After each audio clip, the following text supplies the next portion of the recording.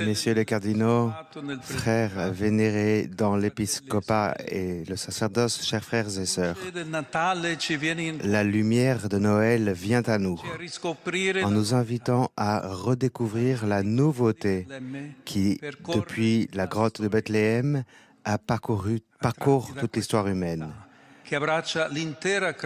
Par cette nouveauté qui embrasse toute la création, nous cheminons dans la joie et dans l'espérance, car pour nous est né le Sauveur. Dieu s'est fait chair, il est devenu notre frère et il reste pour toujours Dieu avec nous. Avec cette joie dans le cœur et avec un sentiment de profonde gratitude, nous pouvons regarder les événements qui se succèdent, y compris dans la vie de l'Église. Ainsi, quasiment à la veille des fêtes de Noël, alors que je vous salue tous cordialement et que je remercie le cardinal doyen pour ses paroles toujours pleines d'enthousiasme, aujourd'hui, le psaume dit que nos années sont au nombre de 70 et 80 pour les plus robustes. Donc, nous fêtons cela aussi avec vous. Et je souhaite aussi faire mémoire de notre bien-aimé prédécesseur, le pape François, qui achevait sa vie terrestre cette année. Sa voix prophétique, son style pastoral et son riche magistère ont marqué le cheminement de l'Église ces dernières années. Nous encourageons surtout à remettre au centre de tout la miséricorde de Dieu, à donner un nouvel élan à l'évangélisation et à être une Église joyeuse, accueillante envers tous, attentive aux plus pauvres. En m'inspirant précisément de son exhortation apostolique Evangelii Gaudium, je voudrais revenir sur deux aspects fondamentaux de la vie de l'Église, la mission et la communion. L'Église est par sa nature même extravertie, tournée vers le monde, missionnaire. Elle a reçu du Christ le don de l'Esprit pour porter à tous la bonne nouvelle de l'amour de Dieu. Signe vivant de cet amour divin pour l'humanité, l'Église existe pour inviter, appeler, pour rassembler au banquet de fête que le Seigneur prépare pour nous, afin que chacun puisse se découvrir fils aimé, frère de son prochain, homme nouveau à l'image du Christ et, par conséquent, témoin de la vérité, de la justice et de la paix. Evangelii Gaudium nous encourage à progresser dans la transformation missionnaire de l'Église, qui puise sa force inépuisable dans le mandat du Christ ressuscité. Dans cet appel à aller de Jésus, sont présents les scénarios et les défis toujours nouveaux de la mission évangélisatrice de l'Église. Et nous sommes tous appelés à cette nouvelle sortie missionnaire. Cet état de mission découle du fait que Dieu lui-même, le premier, s'est mis en route vers nous. Et dans le Christ, il est venu nous chercher. La mission a commencé au cœur de la très sainte Trinité. En effet, Dieu a consacré et a envoyé son Fils dans le monde afin que quiconque croit en lui ne se perde pas, mais ait la vie éternelle. Le premier grand exode est donc celui de Dieu, qui sort de lui-même pour venir à notre rencontre. Le mystère de Noël nous annonce précisément cela. La mission du Fils consiste en sa venue dans le monde. Ainsi, la mission de Jésus sur terre, prolongée dans l'Esprit Saint dans celle de l'Église, devient un critère de discernement pour notre vie, pour notre cheminement de foi, pour nos pratiques ecclésiales, ainsi que pour le service que nous accomplissons au sein de la curie romaine. En effet, les structures ne doivent pas alourdir, ralentir la course de l'Évangile ou bien entraver le dynamisme de l'évangélisation. Au contraire, nous devons faire en sorte qu'elles deviennent toutes plus missionnaires. Dans l'esprit de la corresponsabilité baptismale, donc, nous sommes tous appelés à participer à la mission du Christ. Le travail de la curie, lui aussi, doit être animé par cet esprit et promouvoir la sollicitude pastorale au service des églises particulières et de leurs pasteurs. Nous avons besoin d'une curie romaine toujours plus missionnaire, dont les institutions, les bureaux et les tâches soient conçus en tenant compte des grands défis ecclésiaux, pastoraux et sociaux d'aujourd'hui, et non pas seulement pour assurer l'administration ordinaire. En même temps, dans la vie de l'Église, la mission est étroitement liée à la communion.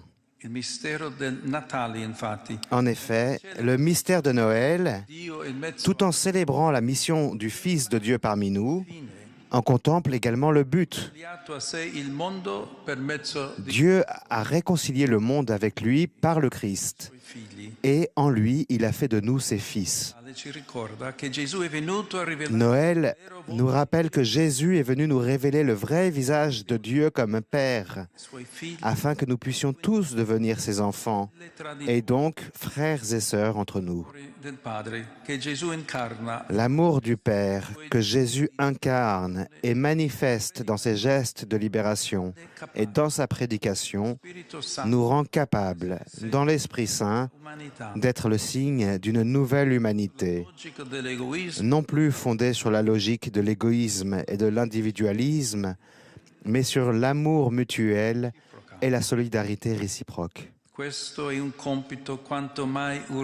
Il s'agit là d'une tâche combien urgente, ad intra et ad extra, à l'intérieur et à l'extérieur. Elle l'est ad intra, vers l'intérieur, car la communion dans l'Église reste toujours un défi qui nous appelle à la conversion. Parfois, derrière une tranquillité apparente, s'agitent les fantômes de la division. Et ceux-ci nous font tomber dans la tentation d'osciller entre deux extrêmes opposés. Un extrême est de tout uniformiser sans mettre en valeur les différences, ou bien, au contraire, d'exacerber les diversités et les points de vue, plutôt que de rechercher la communion. Ainsi, dans les relations interpersonnelles, dans les dynamiques internes au service et dans les fonctions, ou en traitant des thématiques concernant la foi, la liturgie, la morale ou bien d'autres choses encore, nous risquons de tomber victimes de la rigidité ou de l'idéologie avec les oppositions qui en découlent.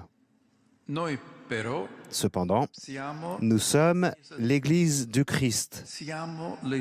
Nous sommes ses membres, son corps. Nous sommes frères et sœurs en lui. Et dans le Christ, bien que nous soyons nombreux et différents, nous sommes une seule chose. In illo uno unum. Nous sommes appelés aussi, et avant toute chose, nous ici à la Curie, nous sommes appelés à être des bâtisseurs de la communion du Christ, qui demande à prendre forme dans une église synodale, où tous collaborent et coopèrent à la même mission. Chacun selon son propre charisme et selon le rôle qui lui a été confié. Mais cela se construit plus qu'avec les mots et avec les documents, par des gestes et par des attitudes concrètes qui doivent se manifester dans notre quotidien, y compris dans le domaine professionnel. J'aime rappeler ce qu'écrivait saint Augustin dans sa lettre à Proba. Parmi toutes les choses humaines, quelles qu'elles soient, rien n'est doux pour l'homme sans un ami. Mais il se demandait avec une pointe d'amertume, mais combien en trouve-t-on de si fidèles que l'on puisse s'y fier avec sécurité concernant l'esprit et la conduite de la vie? Cette amertume s'installe aussi parfois parmi nous, lorsqu'après avoir passé de nombreuses années au service de la curie, nous constatons avec déception que certaines dynamiques liées à l'exercice du pouvoir, à la soif de prédominer, à la défense de ses propres intérêts ne changent pas facilement. Et l'on se demande alors, est-il possible d'être des amis au sein de la curie romaine, d'avoir des relations de fraternité amicale? Dans la fatigue quotidienne, il est beau de trouver des amis en qui nous pouvons avoir confiance. Lorsque les masques et les subterfuges tombent, lorsque les personnes ne sont pas utilisées ni ignorées, lorsque l'on s'entraide, lorsque l'on reconnaît à chacun sa valeur et ses compétences, et que l'on évite de générer des insatisfactions et des rancœurs. Il y a une conversion personnelle que nous devons désirer et poursuivre, afin que dans nos relations transparaisse l'amour du Christ qui nous rend frères. Et cela devient également un signe ad extra, vers l'extérieur. Dans un monde blessé par les discordes, les violences et les conflits, où l'on insiste également à une montée de l'agressivité et de la rage, souvent instrumentalisée par le monde numérique ainsi que par la politique. La nativité du Seigneur apporte avec elle le don de la paix. Et elle nous invite à en devenir le signe prophétique dans un contexte humain et culturel trop fragmenté. Le travail de la curie et de l'Église en général doit également être envisagé dans cette perspective plus ample. Nous ne sommes pas de petits jardiniers occupés à cultiver leur petit jardin, mais nous sommes des disciples et des témoins du royaume de Dieu, appelés à être dans le Christ un levain de fraternité universelle entre des peuples différents, des religions différentes, entre des femmes et des hommes de toute langue et de toute culture. Et cela peut se produire si nous-mêmes nous vivons en frères et si nous faisons resplendir dans le monde la lumière de la communion. Très chers amis, la mission et la communion sont possibles si nous remettons le Christ au centre. Le jubilé de cette année nous a rappelé que lui seul est l'espérance qui ne déçoit pas.